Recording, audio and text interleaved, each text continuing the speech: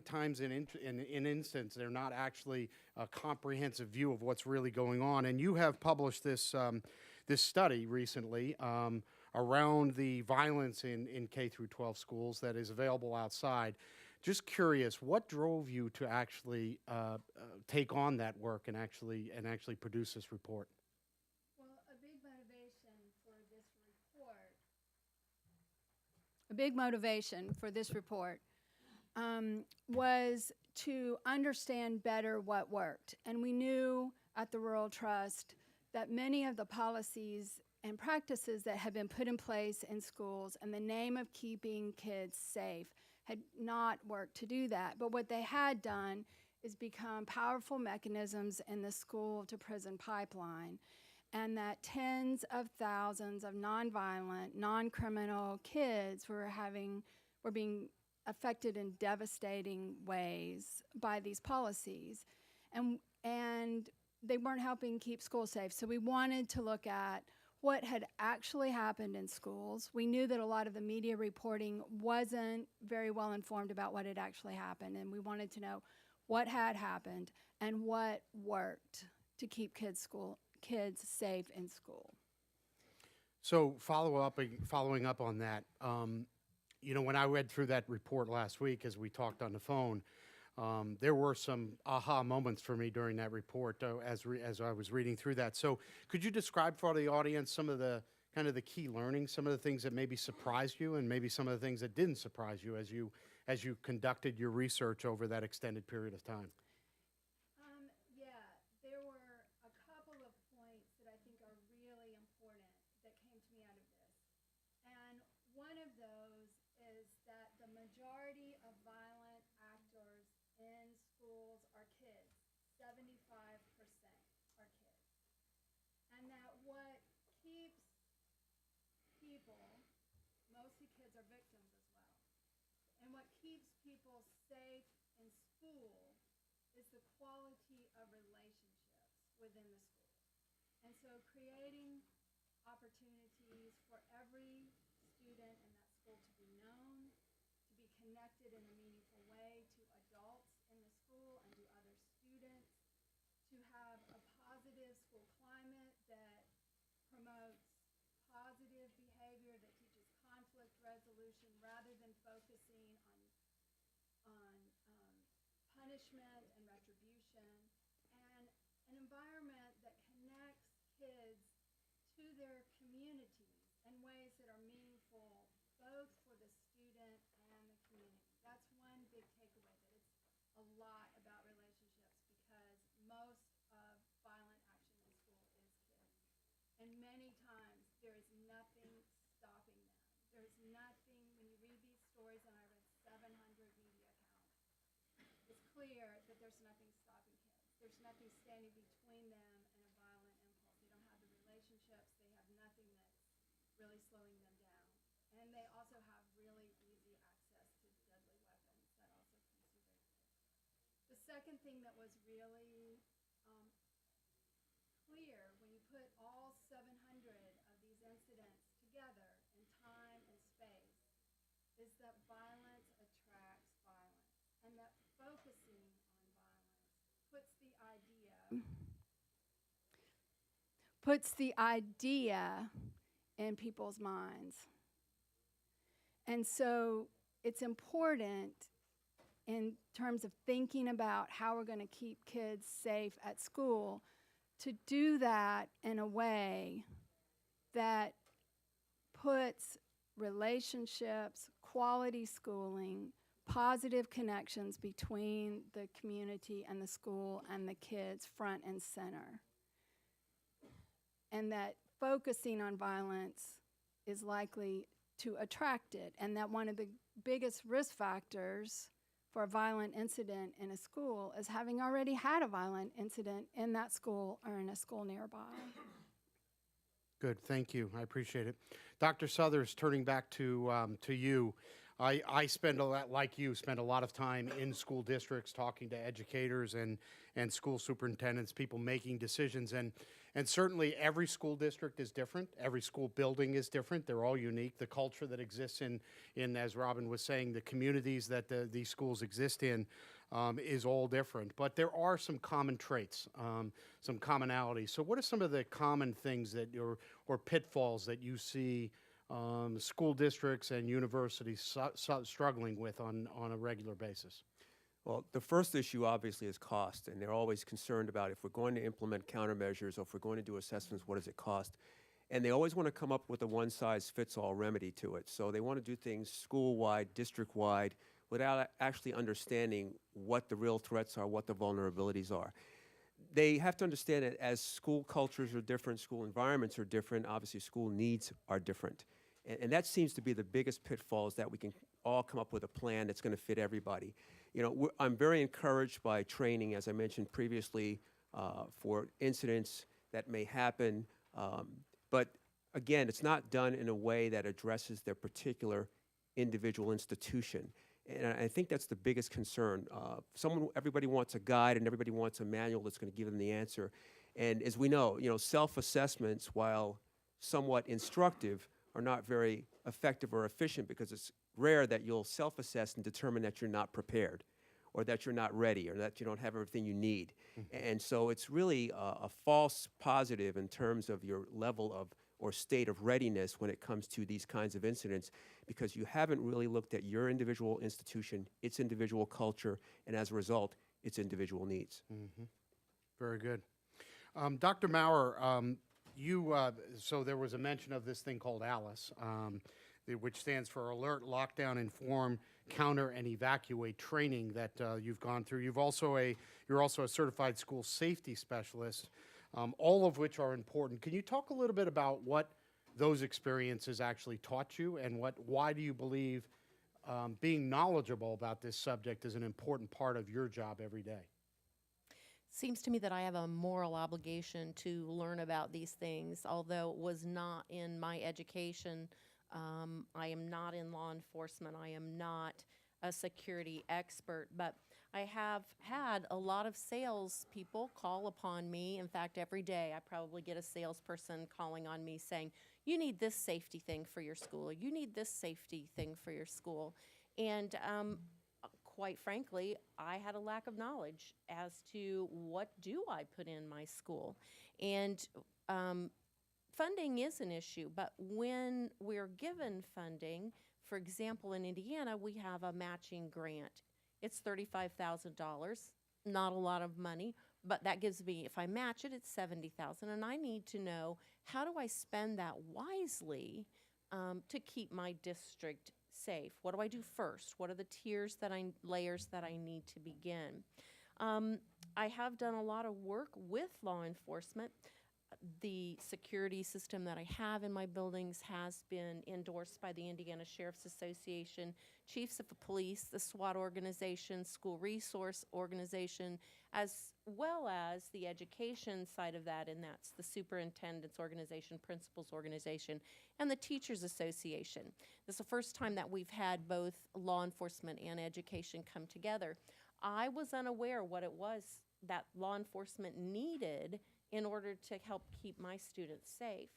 So learning from them has taught me a lot of things that I didn't know, and the more you know, the more you realize you don't know. And so it was important to me to get some of these trainings and to figure out exactly what kind of threats we had and what our needs would be. Okay. So, Dr. Southers, you've also spent a lot of time educating people around this subject. Maybe a few words about your thoughts around the learning side of this dilemma. Well, it's interesting. It's interesting. Last week I was at the Association of Military Colleges and Schools conference speaking, and Alice was there. It is an educational process. It's an ongoing process, and what's important about that is that as schools go through these kinds of trainings, they understand that the vulnerabilities and threats are as dynamic as their response to it. It's never going to be a situation where it's static. You've got physical concerns as it relates to a school. You've got cyber concerns as it relates to a school. and you've got the human element. And so the real important part of this is the relationship, as was mentioned previously, the relationship with your school, the relationship with your students, your faculty, and your community is what's really going to make it safe. And then educating to that level of preparedness and readiness is what's going to give you the stage for a school that's going to reduce the risk. And it really is about reducing risk. Never would we suggest that we can stop an incident from happening. Never would we suggest that it's never going to happen, but we can certainly reduce the risk. And with all due respect, again, being in this environment, these adversaries and these assailants pick their targets, and they pick where they're going to go, and it's not by accident. And it's setting yourself up in a situation where you at least have a perception and a presence that deters them from going there and doing something. Yep, I agree. So, Ms. Lambert, you know, your work was through from 1974 to 2013. So a few years have gone by, and I'm sure that you've also been continuing your work. What are some of the current themes that might be a little bit different than what you studied, or is there nothing new? Is it basically the same things that we've been dealing with now for over 30 years?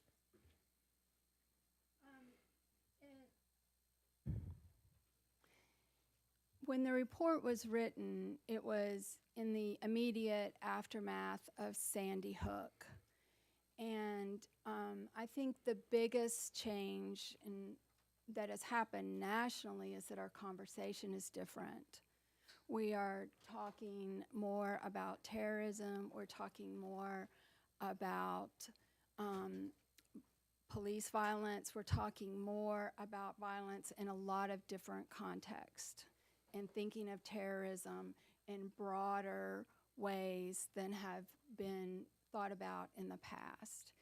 And we are continuing to see, at a sickening rate, violent activities in the United States, including in schools. And those have been very similar to what's happened in the past. Thank you. So when I think about this industry and the participants in the community, I've already mentioned that Dr. Maurer is unique in that she not only understands the issue but actually took action. Equally apathetic about taking action, we found are some of the constituents of the schools, the parents. So I'd be interested to hear from you in your community. What has been the response from the people that use your schools to educate their children? Well, I can tell you that the parents are glad that their kids are coming to a school where they feel safe. The students will tell you that they feel safe. They'll also tell you, though, that they fear for their neighbors, the kids who are going to other neighboring districts. They know our protocol. Our students know our protocols. They know we've done the drills and we've gone through all of those kinds of things. And in fact, we have now some other people stepping up and saying, we have to keep our schools safe. What are we going to do in order to make sure that they're safe? In Indiana, we've passed a bill on Monday that will go to the governor for signature, so that Homeland Security will begin to give us specific standards and best practices so that we as superintendents can make educated decisions on how to spend those valuable, scarce funds that we have in order to keep our students safe. So it originated in my community, but it is growing in the state and now here also at the federal level. Okay, it's great. I think I'm no expert in this area, but the concept of the psychology of students, when they understand that not only has the parents and the district taken steps to make them more safe, they've also practiced the elements of being safe so that when and if something happens, they know exactly what to do. They don't have to worry about it. It's been trained and developed in them. It's fantastic work. So now, panelists, we're headed to the wild card section of the interview, where we're going to I'm going to ask you a couple questions that we haven't spoken about in the past. So, a couple of you have mentioned this issue of cost, and certainly funding in this environment is one of the key issues. I have an argument that says it's a bit more about prioritization than it is necessarily funding, but nonetheless, funding is constantly and continuously brought up as one of the issues that we have in this area.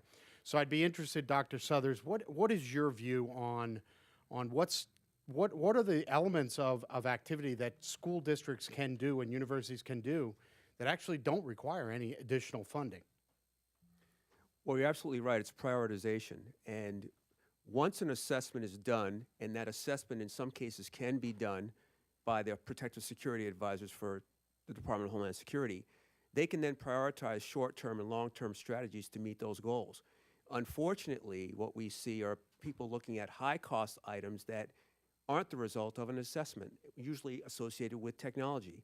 So once it's done, and again, it can be done in some cases for nothing, then they can determine what it can do in the next year. I really think they need a 12-month, 3-year, 5-year strategy to address a school. It's rare that you'll find an exception where that's not the case. Then they can appropriate the right amount of dollars for the things that they need.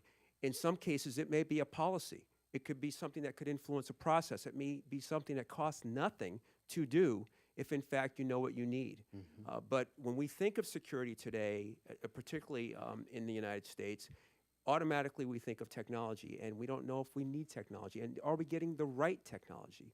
So those are things that I think can be taken advantage of immediately by school districts, administrators, and directors with regards to what I can do today to set myself up for my short-term and long-term strategic goals in the future. Very good. And Dr. Maurer, I'm assuming that nobody came to you with a check and said, please go spend this money on something. So you obviously had to get very creative in the solutions that you've offered to the school district. Talk to me a little bit about how that interaction and how that occurred. How did you come about becoming the safest school in America, or one of the safest schools in America, and doing it without an overly extensive budget? You didn't have a lot of money. No, while my district is fiscally sound, we don't have a lot of extra money for any kind of extra things, and making priorities when it's the wastewater treatment plant or roof or putting in extra cameras, it is difficult. Mm-hmm. It is difficult. I will say, though, that I have been fortunate in that security companies have come to me and have talked to me about the things that after we've had the assessment done, and we've been able to discuss then what should my next steps be. So in making decisions as to hardened classroom doors, or that are ballistically rated, or do we need cameras that automatically come on in an event where they give the sheriff's department 100% actionable intelligence, where they can see what's happening in the building, and some things like that. But funding is an issue, and I was fortunate to have some of the things actually donated to my building as a flagship for security companies. I'm not selling anything, and I'm certainly not promoting anything other than our schools do need to be safe havens for our students, and we need to have the knowledge and the funding. We need to know what best practices are, and what those standards of best practice are. Yeah, very good. So, Ms. Lambert, before we started, some of us were actually talking a little bit about the role of social media in this thing. So again, this is the wild card section, putting you a little off guard here. Can you talk about your thoughts, either personal or from your research, on the importance of educators and administrators actually monitoring the traffic associated with social media to ensure that they're aware of some of the challenges that exist out there? Well, I'm not a social media expert, and this report did not use social media resources. It used newspaper resources for putting together the incidents. What I would say is that there were about 5% of all the incidents in the report were what are termed averted mass violence incidents. And these were cases where a kid had a plan and a means to carry out a mass violent attack in a school that was averted because usually another kid realized it and reported it. And very often that other kid was was a friend. And so I think that social media is, again, a way that a lot of times kids post things on social media that they're going to do, but it's often the kids who know that. And so having that kind of climate where everybody is responsible for everybody else and for safety in the school is really important for keeping kids safe. Thank you. So, Dr. Maurer, back to you. As you're aware, in the state of Indiana, there is a bill that has, I think, recently passed that actually is providing funding and standards from Homeland Security, as well as an interesting provision that allows school districts to potentially ask for parents to participate in this activity financially. So just curious your thoughts around what role parents should or could play in providing some of these funding solutions to the districts. Well, I would like, I wish it was true that that bill did go through. Oh, it did not go through. However, the bill did go through, but it's been modified to take out any of the funding aspects in it. And the reason is because it's a non-funding year. It's a next year will be a funding year, and the legislators have told us that they want to fight hard to get some funding mechanisms in, because as districts, we don't have extra funding laying around. It's not there. And parents, there are a variety of ways that we're hoping that legislators will come up with ways that won't be taxed upon people, that communities can make their own decisions depending on their threat assessments as to how they want to pay for that. Perhaps it's a fee on a safety fee that students pay, like they pay maybe a PE or an art fee. It could be something, though, where every taxable parcel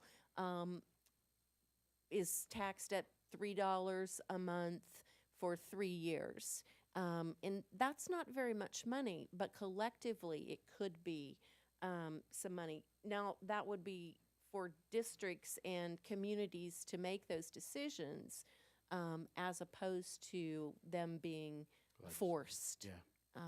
So parents have a lot to say in this, and I hope they'll step up and want to $5 isn't a lot of money. No. It's one less trip to McDonald's. Exactly. Or to Outstanding. Starbucks. So as a person who spent a long time in this industry, one of the more frustrating things that has emerged and it's connected to this quote unquote funding issue is a lot of startup entrepreneurial businesses that are attempting to create products that are cheaper than some of the more hardened alternatives that exist in the marketplace that actually increase the risks associated with the students that are in rooms. Again, going back to Ms. Lambert's comments about most of the violence is student on student, and by introducing products into the marketplace that actually create an environment where the student can lock off that room and then perform whatever activities they plan to perform, and nobody can get in, is a dangerous thing. So, Dr. Southers, I wondered if you could talk not about specifics, but in general, some of these kind of movements that are actually increasing the risk associated with school violence and all school safety in general, I would say. Well, you're absolutely right. I mean, there's an industry that's been created, and particularly immediately following some violent incident at a school, there's an uptick in people reaching out to do things. I'm always discouraged and disappointed when I see a number of industry people out there that at least allege to be experts that are offering products. I always say that if you have a person that's walking into your school and he represents a product, he's there to sell a product. The other thing I would suggest, again, if you haven't been in a school environment, either as an educator or as someone who's done assessments, it's very difficult to offer advice on those environments. They are very unique. Schools are unique, and they're as individual as they are. And it's unfortunate when we see a number of companies out there and people out there that walk into schools and they immediately think guns, guards, and gates when that may not be necessary. And you're right, you're absolutely right. They're making those students less protected. I was in a school where they actually wanted the schools to put keys throughout the school in terms of locking mechanisms. Again, because it was cheaper, but now if I have to find a key to secure that room, and we know as far back as 1999, when Harris and Klebold were at Columbine, shooters have gone into schools and checked doors as they walk down the hallway, and the one that's not open is the one they're going to go into. Yep. And so when you've got experts out there, again, being cost-driven and not having the expertise or experience to offer the right information, we make our kids unsafe. Yeah, very good. So as we conclude the formal portion of this, I wanted to offer our panelists a few minutes for concluding comments, and we'll open it up for questions. So Ms. Lambert, we'll start with you, if you don't mind.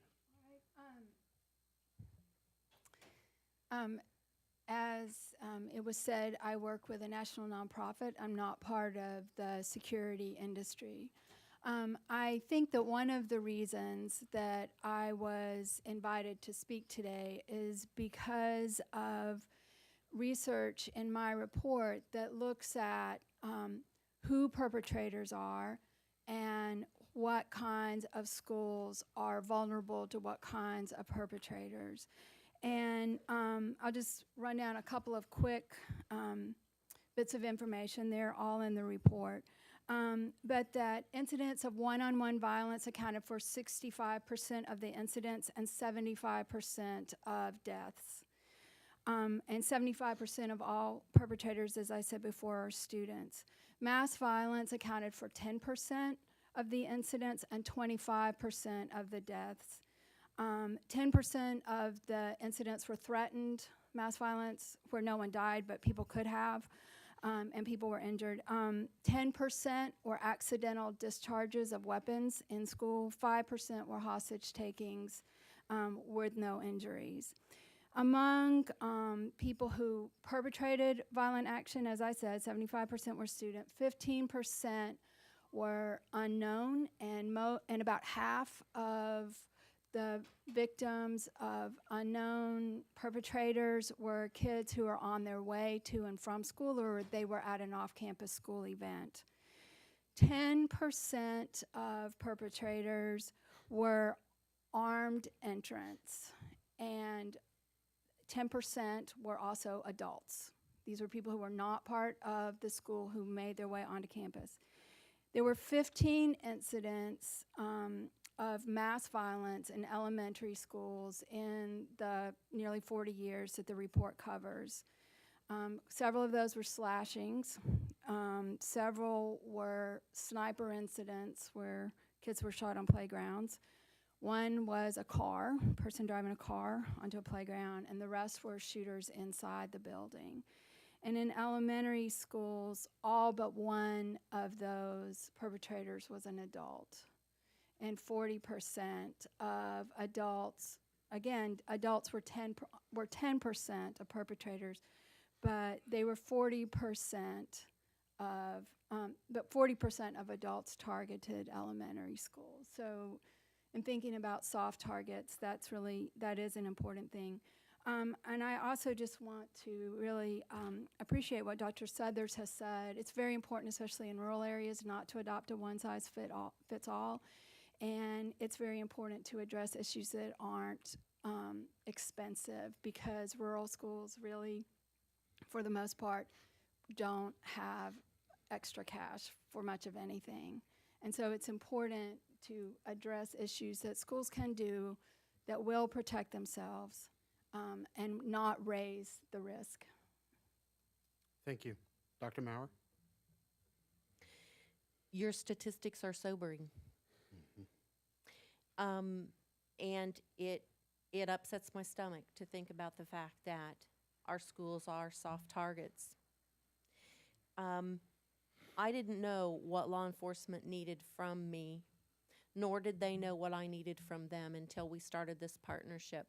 They came to me and said, these are the kinds of things that we're going to need to have if we're going to keep you as safe as we can. And that's part of my response was that made some determinations as to what we needed to put into our school. I think the biggest thing that I want to say here today is that it is a real threat, and that we can't continue to think that it won't happen at my school or at your school or where your children attend. We've had standards for fire safety for many, many years, and we've had our students every month drill out the door for a fire drill every month. We haven't had a student killed in a fire for over 50 years. But we have fire standards in all buildings.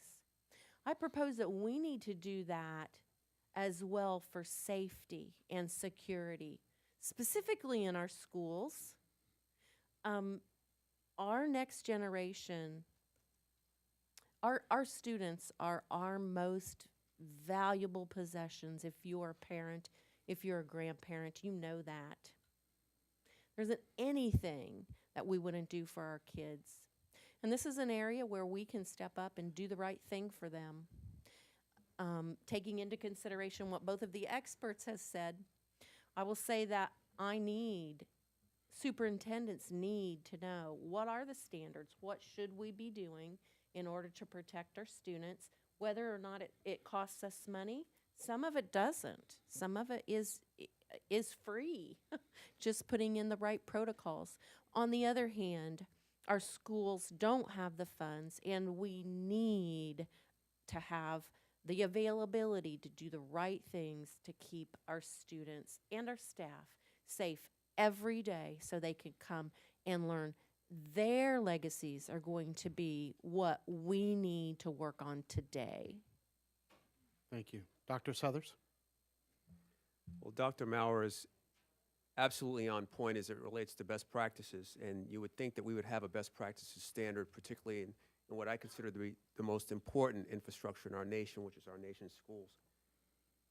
Safety affects learning. I happen to be the son of two educators, married 20 years to an educator. I teach in school, and I can tell you that you cannot learn if you're either being cyber-bullied or in an environment that might be susceptible or vulnerable to an active shooter.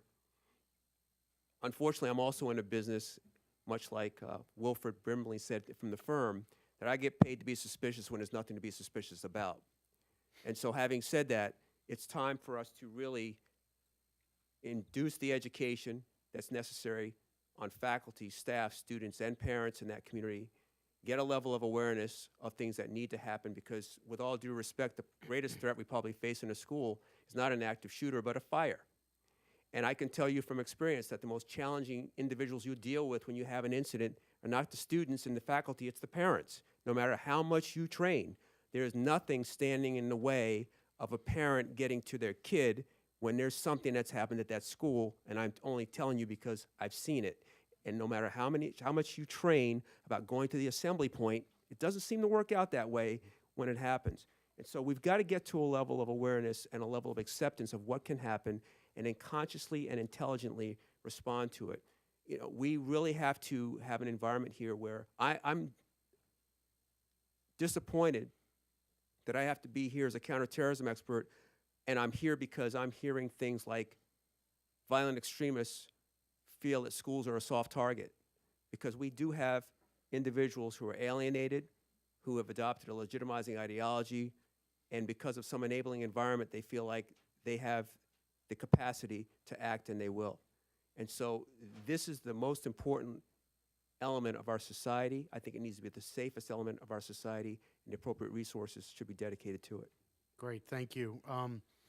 Couple of words from me on this. We're in an environment in a world today with instantaneous news and information, and we're bombarded every day and every second. My phone's been buzzing off the hook while I'm standing here. And that gives us this thought process of the fact that things that are actually very much the same today as they were 30 years ago may be different because we have more information. I can assure you that this issue of school safety is an accelerating problem. This isn't something that's just kind of stagnant over the last 30 years. It's accelerating at a rapid pace. And our schools are soft targets in the eyes of these offenders. And I really like Dr. Souther's comment about the fact that these targets are exactly that. They're targets. These aren't random acts. These are known, understood. They're doing things where they know they can be successful. This issue of funding is always going to be an issue. But I think when moderate levels of funding come into contact with an industry that wants to help and a set of curious and innovative and resourceful administrators in school districts, amazing things can happen with not that much funding. And so while funding is a challenge, I think with bringing together the right things, I think we can solve some of those problems. And then last, this issue of standards. One of the most difficult things to do as somebody that's responsible for security in a district is to actually make the right choices about what they're going to put into their schools. And establishing a set of standards, as we have done in fire and life safety, is one of the issues that has to be addressed. So with that, I want to thank our panelists and then open it up for questions. So questions from the audience. We have a microphone if you wouldn't mind waiting. Mike, please. I'm Luann McNabb with the National Council of Teachers of English. And in the wake of the Virginia Tech tragedy, Virginia universities put in threat assessment teams. And I was wondering if that is something that they're doing at the K-12 level as well.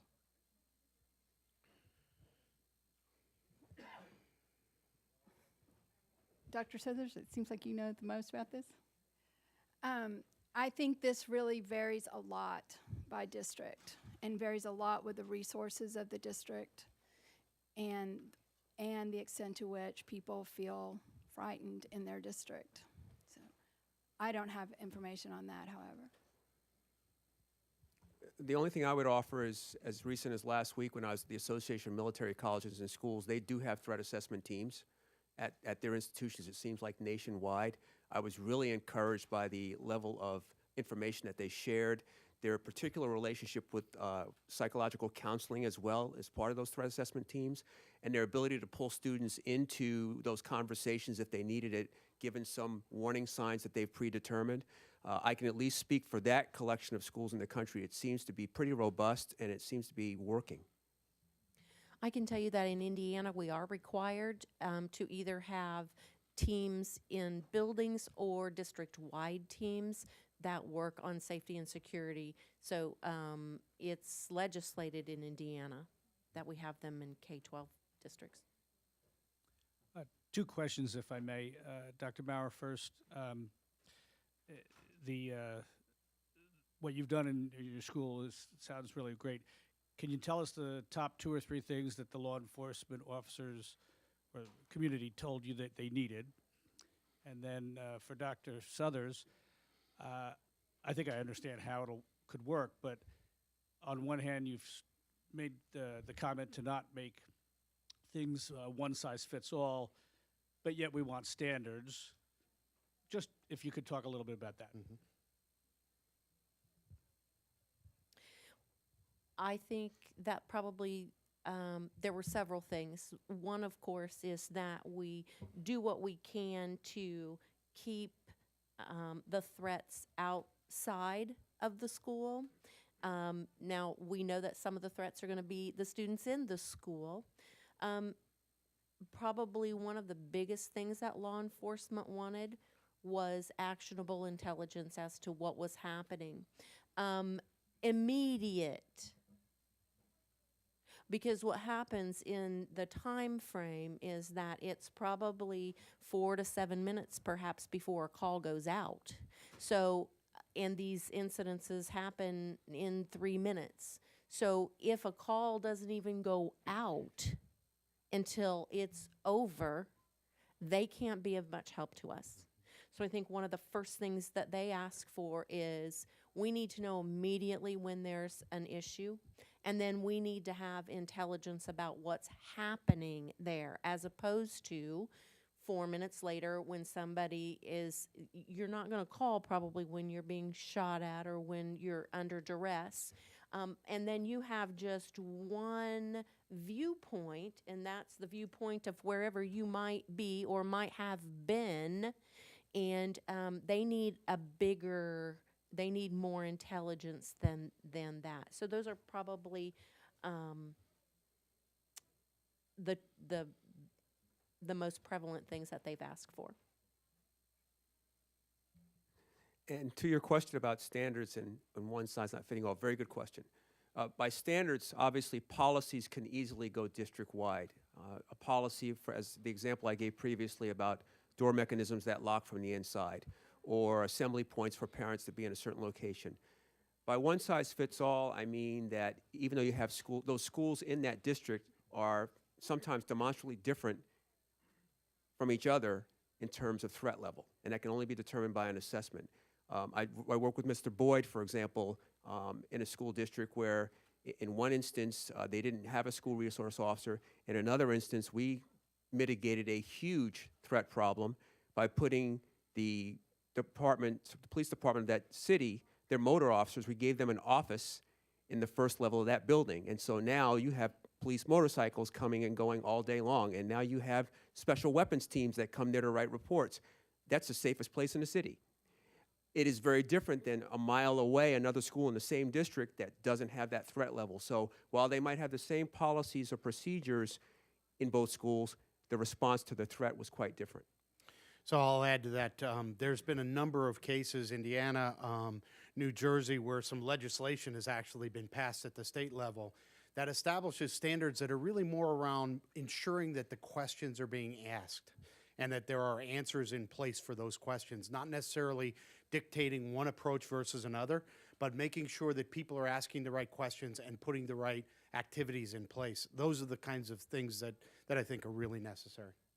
Well, and I would contend also that I told you before that I'm inundated with people trying to sell me things for safety, and some of them are not safe. And I have the training to know that they're not safe, but many administrators and school boards do not know that barring a door is not safe for your students. It's very controversial right now because they're saying, well, but that keeps our kids safe. Well, on the other hand, it also encourages people on the inside to be able to bar a door that I can't breach. So I've got a student on the inside that's being hurt by another student, and I can't do anything about it. So we do need some standards in that some of these things are not safe for students. Yeah, just building on that comment, I would offer that there are states even today that are taking action on a legislative perspective to offer or allow some of these things to happen despite the fact that they are in complete violation of life safety code issues, let alone forget about the student-on-student violence.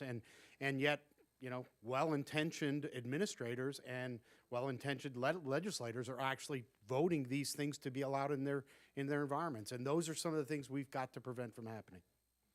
Other questions?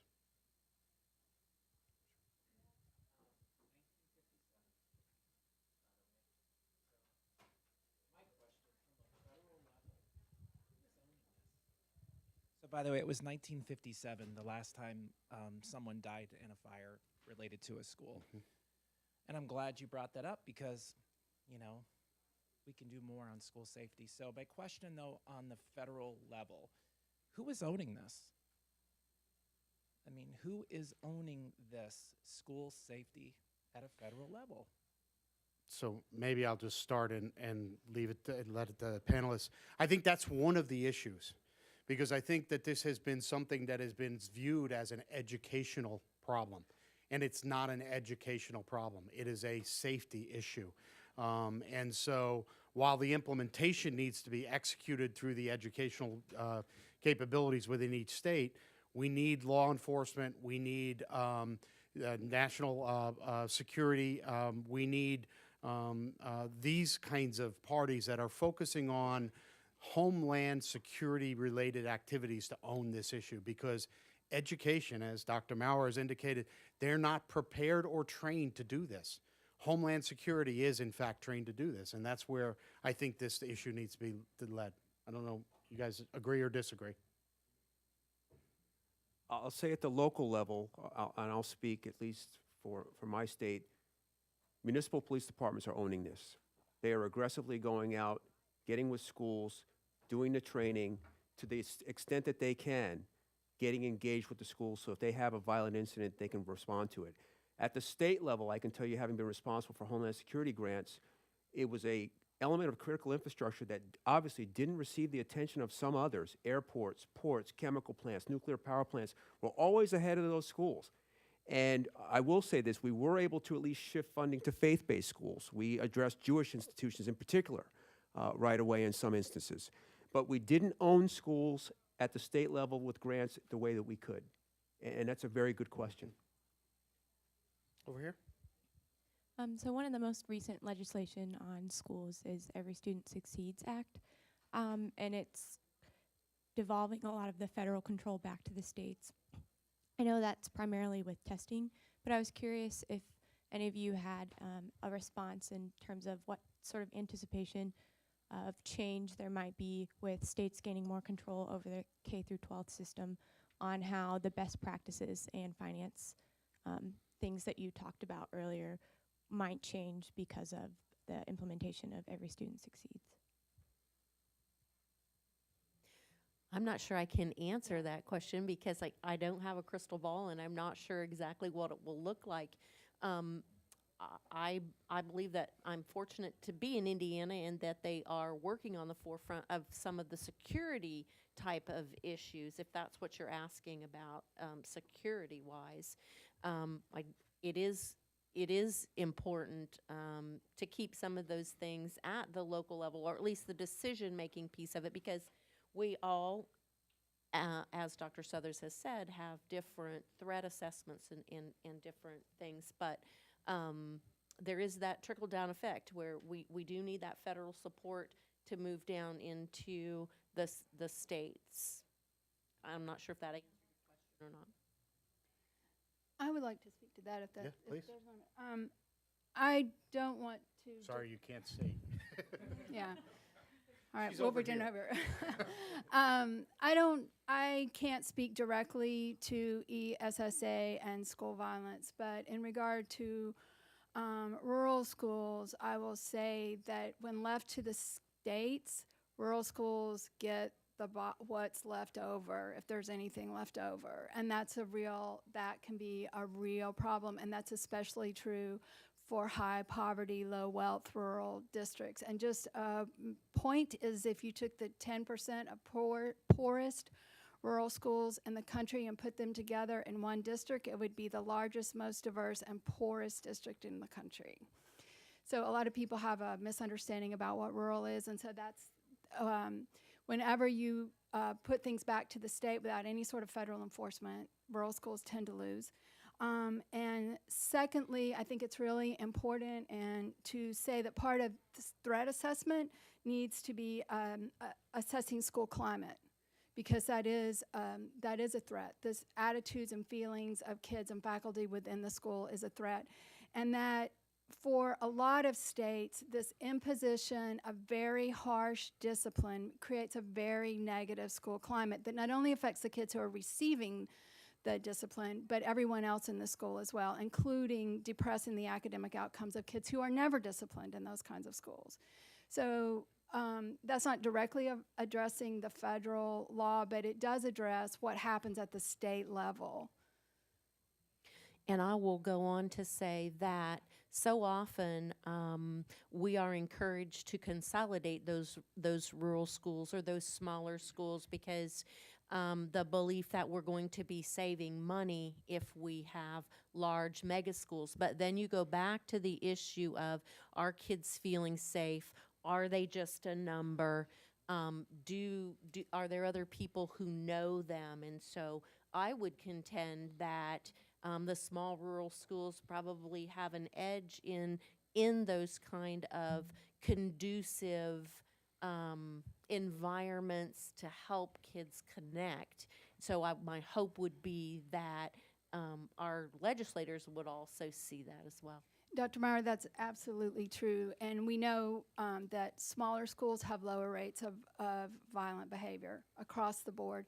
Schools that are more connected to their communities and smaller rural schools are definitely more more likely to be well connected to their communities, have lower rates of violence. And there's 50 years of evidence that school consolidation doesn't really save money in the long run.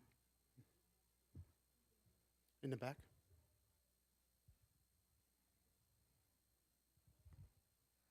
So it sounds like the kind of two prongs that you all have talked about today as far as securing our schools are the development of standards and assessments and then funding the measures that come out of those standards and assessments. Is there and it sounds like the standards and assessments especially seem to be the foundation for which all further action should be taken. Is there a federal role in furthering the advancement and development of standards and assessments at the state and local level? And are there other actions that the federal government in some way, shape, or form can help further an understanding of what a school needs in order to be safe? That's a good question. There certainly could be a further role. Again, as I mentioned previously, in the Department of Homeland Security, their PSAs, or Protective Security Advisors, I do know have been performing assessments at educational institutions. I don't know to what extent K through 12 or which districts are eligible, but I do know that's a role that they play. What it does offer, again, is at least a cursory look at what those vulnerabilities might be, and then a prioritized response with regards to how they might address it. So there could be a greater role. I'd love to see that roll out because, again, it is considered critical infrastructure, and it is something that they are responsible for, and from at least a federal level, that could probably be done. I've also seen a variety of assessments by a variety of people, and their assessments are as varied as they are. They, again, often are coming to us as consultants wanting funds to do the assessments. So I would also contend that we may need some standardizations in the assessment process itself. So one thing I would add is there is a funding mechanism already in Homeland Security to the states. It is not specific about what that funding is supposed to be used for each of the states. And I think one of the things that the Secure School Alliance is attempting to try to position is that we should earmark a certain portion of that or collar it, so to speak, around ensuring that some of that is directed towards school infrastructure and then establishing a minimum set of standards on assessing the requirements and understanding the risks that exist in those schools. Other questions? Actually, Okay. I'll just add a little bit to that on as far as Homeland Security grants. You know, as being critical infrastructure defined that way by DHS, it should be an eligible use of those funds. But you know, what we've seen so far is most of it goes to first responder equipment and things like that. The prioritization is for other things. But now with some of the evolving threats that we're looking at, maybe that should change. And that's one of the things we're trying to talk about. So I started out by saying I'm humbled by this panel. I want to thank Dr. Suthers, Dr. Maurer, and Ms. Lambert for joining us today. Obviously, a wealth of knowledge and experience, and I appreciate their time. Must thank Congresswoman Brooks from my home state, as well as Congressman Larson for heading up this council and beginning this effort. And on behalf of the Security Industry Association and the Secure School Alliance, I want to thank each and every one of you for your time today. Thank you very much.